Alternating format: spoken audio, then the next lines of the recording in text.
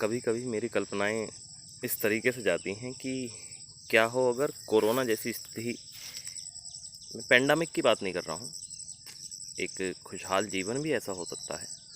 क्योंकि हम केवल आधार चीज़ों का गलत लगा सकते हैं, लेकिन वास्तव में अगर एक खुश जीवन के लिए हमें ऐसा कुछ करना पड़े तो शायद हो सकता है हम बहुत खुश रहें अपने बंद घरों में भी, क्योंकि वो भी एक जीवन है। तो मैं कभी कभी ऐसा सोचता हूँ कि क्या हो अगर एक छोटी अर्थव्यवस्था को बंद कर दिया जाए, एक निश्चित क्षेत्र में सीमित कर दिया जाए उसे, तो क्या चीज़ें हो सकती हैं। तो उस पर मैंने कल्पनाएं अपनी कुछ व्यक्त की हैं, जिसमें से एक कल्पना ये है कि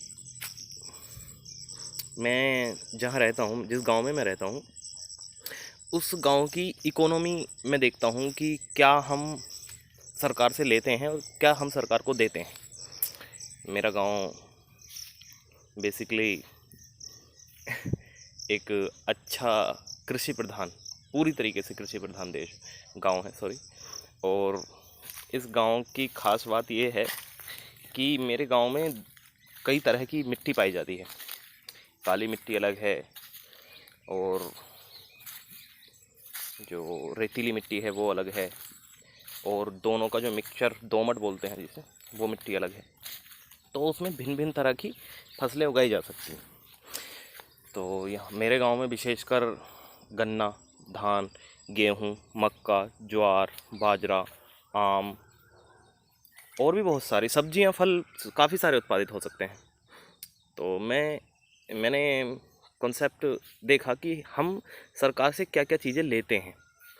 तो उन चीज़ों के लेने के क्रम में मैंने एक चीज़ नोटिस की कि अगर मेरे गांव की जो इकोनॉमी है उसे केवल बंद कर दिया जाए, क्योंकि मेरा गांव ऑलमोस्ट मेरी नज़र में लगभग 2-3 हज़ार बीघे में होगा, खेती बाड़ी लगा के। तो उससे क्या होता है कि उस इकोनॉमी को एक जगह बंद कर दो। अब इकोनॉमी एक जगह बंद हुई तो मैटर ये हुआ कि मुझे अब क्या क्या चीज़ बाहर से चाहिए, जो मुझे चाहिए जीवित रहने के लिए। मैं एक पेंडेमिक की बात नहीं कर रहा हूँ, मैं फिर बता रहा हूँ, लेकिन हाँ, मैं ऐसी कल्पनाएं ज़रूर कर रहा हूँ कि जहाँ पर ऐसी चीज़ें हो सकती हैं कि हमें एक जगह सीमित होना पड़े, तब हम क्या कर सकते हैं। तो मैं उस बारे में सोच कर लिखता हूँ कि मैंने सबसे पहले जो चीज़ सरकार से चाहिए वो चाहिए मुझे बिजली। बिजली का मतलब एनर्जी सोच सकते हो, क्योंकि हमारे यहाँ पर पानी के सोर्स, ज़मीनी पानी के सोर्स तो हैं, लेकिन हवा से बिजली बना सकते हैं। लेकिन अभी गांव के पास इतनी टेक्नोलॉजी नहीं है, या क्योंकि आसपास नदी का प्रभाव, गंगा मेरे गांव से ऑलमोस्ट 10-15 किलोमीटर है, तो यहाँ पर एक बिजली वहाँ से नहीं बन सकती है, और अगर बनाई भी तो उसमें काफ़ी समय लग जाएगा। तो मैं ये चीज़ सोच रहा था कि पहली चीज़ तो हमें सरकार से बिजली चाहिए।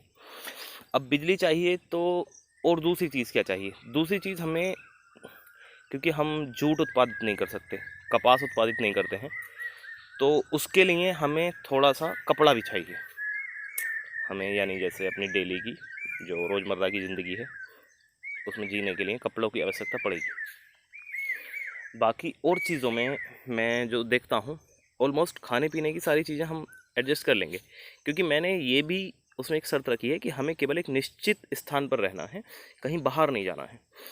तो निश्चित स्थान पर रहने का मतलब है कि हमें परिवहन की आवश्यकता नहीं पड़ेगी, क्योंकि हम केवल यहीं हैं। अब एक जगह से दूसरी जगह जाना है, मुझे अपने ताऊ के घर जाना है, मुझे अपने चाचा जी के घर जाना है, तो वो बहुत कॉमन सी बात है। मैं एक पैदल में, या क्योंकि परिवहन के इतने छोटे गांव के पास साधन हैं भी कि हम क्या करते हैं, हम विशेषकर परिवहन के साधनों के लिए कटरा बुग्गी का इस्तेमाल कर लेते हैं, तो वो आसान संसाधन है। और क्या चीज़ें हो सकती हैं जो हम बाहर से लेते हैं? मेरे हिसाब से तो ऐसी बहुत कम चीज़ें, देखो लेने को तो बहुत सारी चीज़ें हैं। मानो पेट्रोल की आवश्यकता पड़ेगी, अब कोई ये कहने लगे कि तुम्हें चप्पल भी चाहिए, तो चप्पल तुम घर थोड़ी बना लोगे। बट आई वांट टू से कि चीज़ें जो ज़रूरी हैं उस समय पर, अगर हमें क्लाइमेट चेंज को रोकना है तो ये कंडीशंस आएंगी, ध्यान रखना। मैं जितना थोड़ा बहुत इतिहास विषय का विद्यार्थी रहा हूँ, उस आधार को देखकर कह रहा हूँ कि कभी ना कभी परिस्थितियाँ ऐसी आ जाती हैं कि जहाँ पर हमें इन तरह की चीज़ों का सामना करना पड़ सकता है। खैर, मैं अगली चीज़ नोटिस करता हूँ कि हम सरकार को देते क्या क्या हैं, उस पर चर्चा करना चाहता हूँ। और उसमें से एक बहुत इम्पोर्टेंट चीज़ है, हम सरकार को सबसे बड़ी मात्रा में देते हैं गन्ना। विशेषकर मेरे गांव से ऑलमोस्ट मैं कल्पना करूं तो लगभग लाखों कुंटल के आसपास गन्ना मेरे गांव से जाता है, और प्लस ही।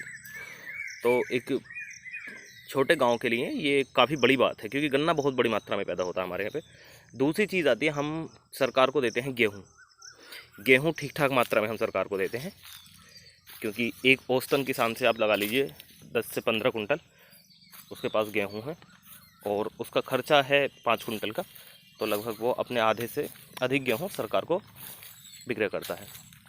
फिर तीसरी चीज़ आती है, हम सरकार को फल बेचते हैं, सब्जियां बेचते हैं। चलो, अगर मैं एक कंडीशन ऐसी मान भी लूँ कि फलों की मात्रा हमारे गांव में औसतन इतनी है कि हम गांव उसमें सर्वाइव कर जाएगा, तो ठीक है, हमें बाहर से लेने की आवश्यकता नहीं है।